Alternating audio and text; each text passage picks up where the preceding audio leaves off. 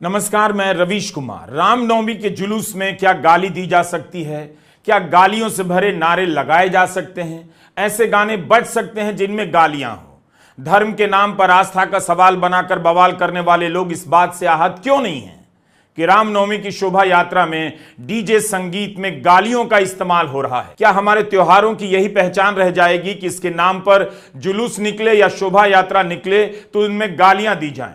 मुंबई में रामनवमी के जुलूस में हिंसा से भरी धमकियां दी गईं, गालियों से भरे नारे लगाए गए, लोगों को कोई फर्क क्यों नहीं पड़ा? पत्रकार और एच पॉप के लेखक कुणाल पुरोहित ने एक वीडियो रिकॉर्ड किया है। एक नहीं बल्कि कुणाल ने कई वीडियो रिकॉर्ड किए हैं। मुंबई के सांता क्रूज इलाके से गुजर रहे इस जुलूस में जो गाना बजाया जा रहा था, जो नारे लगाए जा रहे थे, उसमें गालियां दी जा रही थीं। क्या राम की शोभा यात्रा में दूसरे समुदाय को गालियां दी जा सकती हैं सिर्फ इसलिए कि गाली देने वाले धर्म की रक्षा का झंडा उठाकर घूम रहे हैं? क्योंकि गाली देने वाले उस राजनीतिक दल के काम आ सकते हैं जिसकी सरकार होती है। अगर नहीं तो फिर सरकार ऐसे लोगों के खिलाफ कार्रवाई क्यों नहीं कर रही है? गाली देकर किसकी मर्यादा से खिलवाड़ हो रहा है? इस बात से हिंदुत्ववादी क्यों नहीं परेशान होते? क्यों मौन रह जाते हैं? क्या इसलिए कि उनके लोग हैं, उनके फायदे के लोग हैं? जो पुलिस कुणाल कामरा के पीछे लगाई गई, क्यों नहीं उस पुलिस को इनके पीछे लगाया गया और एक्शन लिया गया? क्या औरंगजेब के नाम पर रामनवमी की जुलूस में गालियां दी जा सकती हैं? अगर वो गालियां मुसलमानों को दी जाएं तो क्या उन्हें मंत्र का दर्जा मिलेगा? राम का शांत रूप, विनम्र रूप, मर्यादा रूप, किसी के प्रति कटुता का इस्तेमाल ना करने की तमाम मिसालें सबको अक्षरशः याद है। फिर भी किसी ने इन लोगों पर कोई सवाल क्यों नहीं किया कि आप गाली देकर रामनवमी की शोभा यात्रा का क्या हाल कर रहे हैं? क्या ऐसे लोगों के भरोसे धर्म की रक्षा होने वाली है? इतने सुंदर सुंदर राम भजन हैं, वो क्यों नहीं बजाए जाते? उनकी जगहों पर गानों में गालियां भरकर कैसे बजाई जा सकती हैं? और ऐसे गाने तैयार किए जाते हैं जिन्हें कुणाल ने हिंदुत्व पॉप कहा है। धर्म के रक्षक बनकर इतने नेता टीवी पर बोलने आ जाते हैं। क्या आपको कोई भी नेता दिखा जो कहता हो कि डीजे के गानों में गाली नहीं होनी चाहिए क्योंकि शोभा यात्रा तो राम की है? ये मौन समर्थन किसके लिए है और किसकी कीमत पर है? क्या इस तरह हम अपने त्योहारों को ऐसे उदंड लोगों के हवाले कर देंगे? कितने गोदी चैनलों पर इसे लेकर बहस हुई कि रामनवमी जैसे सुंदर त्योहार के साथ खिलवाड़ हो रहा है। जिस प्रभु राम के हवाले से कटुता के दो शब्द नहीं मिलेंगे, उनके जन्मदिन के जुलूस में गालियां दी जा रही हैं। क्या शोभा यात्राएं ऐसी ही हुआ करेंगी कि उनमें गालियां दी जाएंगी? फिर आप कहेंगे कि यही लोग संस्कृति से लेकर धर्म की रक्षा कर रहे हैं। क्या गाली देने वाले नौजवान, किसी मजार पर चढ़कर झंडा लहराने वाले नौजवान हमारे हिंदू धर्म का भविष्य हैं? एच पॉप एक किताब है, हार्पर कॉलिंस से आई है। इस किताब में पत्रकार लेखक कुणाल पुरोहित ने हिंदू धर्म के नाम पर बनाए गए तमाम गानों का अध्ययन किया है। आप इस किताब को भी पढ़िए और ऐसे गानों को भी सुनिए। पता चलेगा कि धर्म के नाम पर दरअसल कैसे कैसे लोगों का हौसला बढ़ाया गया और इस तरह के नफरती गीत लिखे गए। आज इन गानों की भाषा इतनी अभद्र है और इतनी भयानक है कि ये गाने ही एक हिंसा का एक रूप बन गए हैं।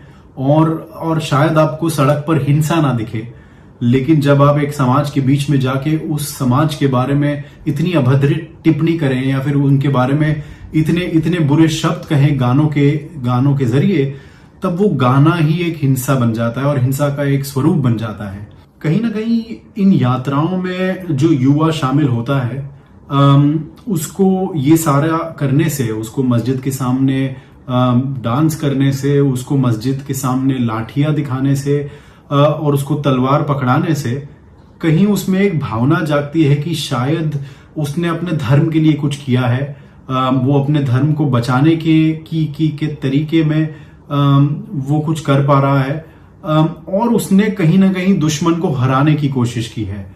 तो इसीलिए जब तक हमारी त्योहारों में हम अपनी युवा को दुश्मन के बारे में ज्यादा और अपने धर्म के बारे में कम या फिर अलग अलग भगवान और उनकी जो वैल्यूज थी, उनके जो संस्कार थे, उनके बारे में कम बताकर हम दुश्मन के बारे में उनको ज्यादा बताने की कोशिश करेंगे, तब तक हमारे त्योहारों में बस ये क्रोध और ये द्वेष आते रहेगा। ये मैंने देखा है कि शायद अखबारों ने और टीवी चैनल्स ने ये मान लिया है कि उनको सांप्रदायिकता पर ज्यादा कुछ करना नहीं है, जब तक दंगा ना भड़के तब तक। अक्सर मीडिया में हमने ये कमी देखी है कि जब तक कोई चीज हो नहीं, जब तक कोई दंगा ना भड़के, जब तक कोई लोग ना मरे, तब तक वो प्रॉब्लम को नहीं देखेगी, तब तक वो सांप्रदायिकता को एक प्रॉब्लम नहीं मानेगी। और ये आज भी मैं देख रहा हूं, क्योंकि मैंने वो वीडियोस डाले थे सोमवार की सुबह को, लेकिन अब तक शायद बस 2 ही मीडिया ऑर्गेनाइजेशंस ने उस पर या तो कोई अपना लेख लिखा हो, या तो उस पर और कोई इन्वेस्टिगेशन किया हो, या तो उस पर कोई प्रकाश डालने की कोशिश की हो। तो शायद हम जो अपने मन में सोच रहे हैं कि सांप्रदायिकता को नॉर्मलाइज कर दिया है हमने अपने मन में, वही चीज हमारी भारत की मीडिया ने भी कर दी है कि उसने सांप्रदायिकता को एक बड़ी नॉर्मल सी प्रक्रिया बना दिया है। डीजे का इस्तेमाल किस लिए हो रहा है, किस तरह के गाने बज रहे हैं, पुलिस को अब समझ में आने लगा है। पुलिस को पता है कि हिंसा होगी तो नुकसान उसका भी होगा और उसके जवान भी प्रभावित होंगे और जिले की जनता भी। बिहार में रामनवमी के समय 231 डीजे जब्त करने की खबर छपी है। बिहार पुलिस ने रामनवमी की शोभा यात्रा में डीजे बजाने पर रोक लगा दी थी, तो बीजेपी ने उफ तक नहीं किया। अगर बिहार में नीतीश कुमार राजद के साथ होते तो बीजेपी इसे लेकर बवाल कर देती कि रामनवमी की शोभा यात्रा में डीजे नहीं बजाने दे रहे हैं, धर्म का अधिकार चला गया है। गोदी मीडिया तूफान मचा देता। पुलिस समझ गई है कि डीजे का मकसद क्या है और डीजे में किस तरह के गाने बजाए जा रहे हैं ताकि लोग किसी तरह से भड़क जाएं। ईद और होली के मौके पर भी बिहार पुलिस ने बड़े पैमाने पर डीजे को बैन किया। डीजे ना बज पाए इसके लिए पुलिस ने तैयारी की। कई थानों में नागरिकों की शांति कमेटी की बैठक बुलाई। केस मुकदमों को सुलझाने से ज्यादा पुलिस आजकल इन हिंदू रक्षा दलों को संभालने में लगी है। तरह तरह के हिंदू रक्षा दल बनाए हैं। यह हाल कर दिया है इन संगठनों ने हर त्योहार का। ईद, रामनवमी, होली और दुर्गा पूजा तनाव पैदा करने की आशंका के सोर्स बनकर रह गए हैं। जिले जिले में हिंदू रक्षा के नाम पर तमाम तरह के संगठन हैं। उन पर नजर रखने के लिए पुलिस को दिन रात काम करना पड़ता है। कई जगहों पर पुलिस इन संगठनों का हौसला भी बढ़ाती हुई नजर आती है। आपने मुंबई में देखा, गालियां दी जा रही थी शोभा यात्रा में।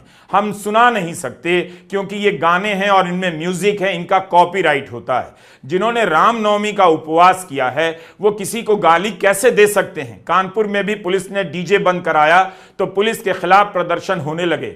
अखबारों ने यह नहीं लिखा कि किस तरह के गाने बज रहे थे। अखबार की हेडलाइन में कभी इन्हें राम भक्त लिखा जाता है, कभी लिखा जाता है हिंदू संगठनों का हंगामा।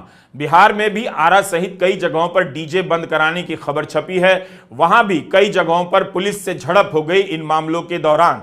बिहार के वैशाली में डीजे बैन के खिलाफ प्रदर्शन हो गया।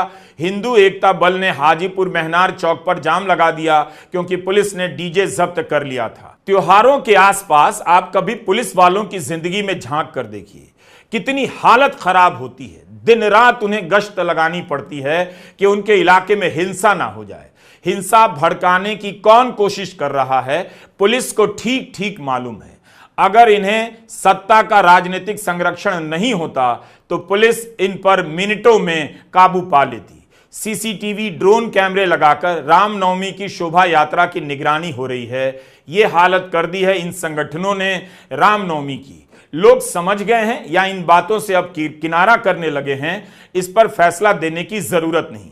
लेकिन यह जरूर दिखाई देने लगा है कि इतने उकसावे के बाद भी रामनवमी का दिन शांति से गुजरने लगा है। जरूर कुछ शर्मसार करने वाली घटनाएं हुई हैं, लेकिन व्यापक रूप से देखिए तो जनता रामनवमी के दिन अब उकसावे में नहीं आती। आप 2-3 साल पहले की खबरों को निकाल कर देखिए, पता चलेगा कि रामनवमी के दिन या आसपास किस तरह से तनाव पैदा किया जाता रहा है। कितने चैनलों पर इन दिनों बहस हो रही है कि यूपी के मुजफ्फरनगर में काली पट्टी बांधकर किसी ने प्रदर्शन किया तो वह अपराध नहीं हो गया। ऐसा करने पर प्रदर्शन में शामिल लोगों से 2-2 लाख का बॉन्ड भरने के लिए कहा जाएगा, तब फिर किसी नागरिक के पास अधिकार के नाम पर क्या बच जाएगा? क्या हमें यही भारत चाहिए? वक्फ का कानून पास हुआ है, प्रदर्शन करने का अधिकार तो खत्म नहीं हुआ है। मीडिया में खबरें छपी हैं कि मुजफ्फरनगर में वक्फ बिल का विरोध कर रहे कई लोगों को पुलिस ने नोटिस भेज दिया। कुछ लोगों को 2 लाख का नोटिस भेजा गया है। 28 मार्च को वक्फ बिल के खिलाफ शांतिपूर्ण प्रदर्शन कर रहे लोगों ने अपनी बाहों पर काली पट्टियां बांधी, वो भी मस्जिद के भीतर। अब जिला प्रशासन ने इनके खिलाफ कार्रवाई कर दी है। सीतापुर में भी इसी तरह की कार्रवाई हुई है।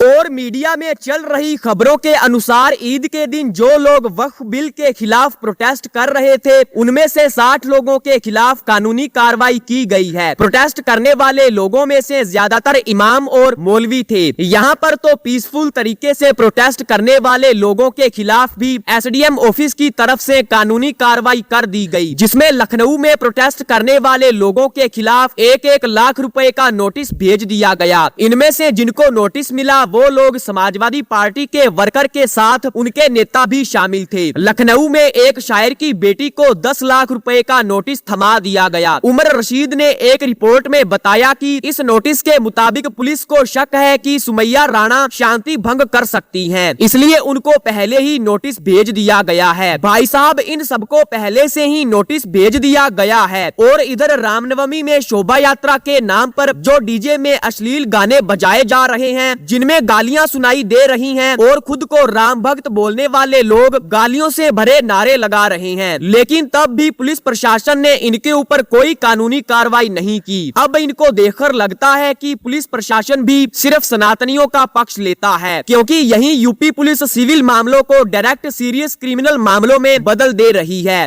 और यहाँ पर एक शरीफ अहमद बनाम यूपी सरकार का एक केस था, जिसमें एक चेक बाउंस करने के मामले में पुलिस ने अपनी मर्जी से ही डायरेक्ट आपराधिक धाराएं लगा दी। इस मामले की सुनवाई चीफ जस्टिस की बेंच कर रही थी, जिसमें सुप्रीम कोर्ट के चीफ जस्टिस संजीव खन्ना ने कहा कि यूपी में कानून व्यवस्था पूरी तरह से बर्बाद हो चुकी है। क्या यूपी में अब जंगल राज चल रहा है? क्या इसको लेकर कोई बहस हो रही है? अब सुप्रीम कोर्ट ने यूपी पुलिस के प्रमुख से हलफनामा मांगा है, लेकिन अब आप किसी भी टीवी चैनल को देख लीजिए, जिसमें डिबेट सब्जेक्ट और डिबेट करने वाले प्रवक्ताओं की भाषा को सुनिए, जिसमें दिन रात अपनी पूरी ताकत लगाकर किसी एक समुदाय को टारगेट किया जा रहा है। और प्रशासन भी बहुत बार इस होड़ में शामिल हो जाता है। उत्तर प्रदेश में सलार मसूद गाजी की दरगाह की छत के ऊपर कुछ लड़के जो खुद को सनातनी बोलते हैं, अपने धार्मिक झंडे लेकर ऊपर चढ़ गए। एक तरफ तो रामनवमी का जुलूस निकाला जा रहा है, और दूसरी तरफ क्या ये सही है कि किसी दरगाह की छत पर चढ़कर अपने धार्मिक झंडे लहराए जाएं? अब इसमें यूपी पुलिस ने दरगाह की छत पर भगवा झंडा लहराने वाले धर्म विरोधी नारेबाजी करने वाले मानवेंद्र प्रताप सिंह को गिरफ्तार कर लिया है, और राजकुमार सिंह, विनय तिवारी, अभिषेक सिंह को भी पुलिस गिरफ्तार करने में लगी है, ऐसा छपी खबरों में बताया गया है। और इन चारों के अलावा भी 20 और लोगों के खिलाफ मामला दर्ज कर लिया गया है। अब इन्होंने दरगाहों पर चढ़कर धार्मिक झंडे लहराकर कौन से मुगल इतिहास का बदला लिया है, जिसमें मर चुके औरंगजेब के नाम पर रामनवमी के दिन गालियां देकर ये कौन सा नया इतिहास बनाकर बदला जा रहा है। अब एक और बहराइच जिले की घटना है, जिसमें पिछले कई सालों से कोशिश चल रही है कि किसी तरह से गाजी मियां की मजार को लेकर किसी तरह से झगड़ा बढ़ जाए, ताकि वोटों का ध्रुवीकरण हो। प्रोफेसर शाहिद अमीन की एक किताब 2015 में आई थी, जिसका नाम है कॉन्क्वेस्ट एंड कम्युनिटी। इस किताब को यूनिवर्सिटी ऑफ शिकागो प्रेस के साथ ओरियन ब्लैक सोन ने प्रकाशित किया था।